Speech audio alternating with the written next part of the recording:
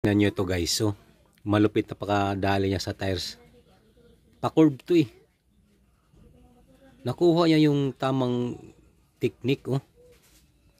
Sa ano to eh, counter table or kaya sa minibar. Maganda yung discard niya dito. Tingnan mo, perfect na perfect oh. Yung pa-curve ba, subali, umpisa niyo yung ginawa niya. Yung tiles baga, yan niya hinati-hati niya ng maliliit.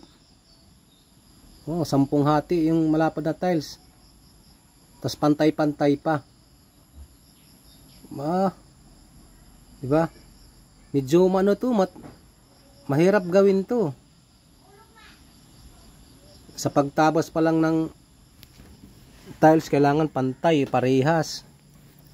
Tapos diretso ba, straight. So ito na, natabas niya. Tapos ano pa niya, itong lilinisin pa para talagang makinis na makinis, pantay na pantay talaga. Ganyan lang pala yung diskarte ha. Sige daw. Linis niya lahat eh. Yan na. Tapos na siya nalinis, na pinagdikit-dikit na niya, walang siwang. Kumbaga, ay nilagyan niya ng scotch tape.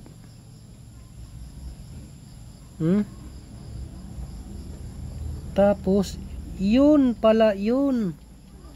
Ayan na. O diba? Ganun lang pala yun ang technique.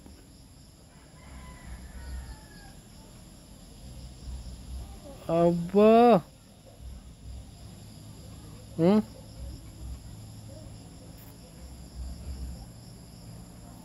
Pantay.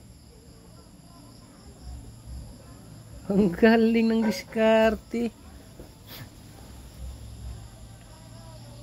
Kailangan talaga tumama.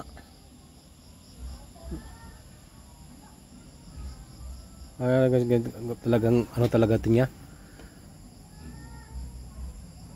Galawang master talaga. Yung ano yung sa flooring naman to na tiles. Tapos sa slab. Iyan o. Counter table ga. Wow. Ito na o. Nilagyan na ng adhesive.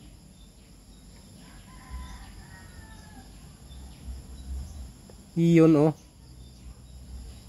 Tingnan nyo naman. Pagkaganda-ganda. Diba?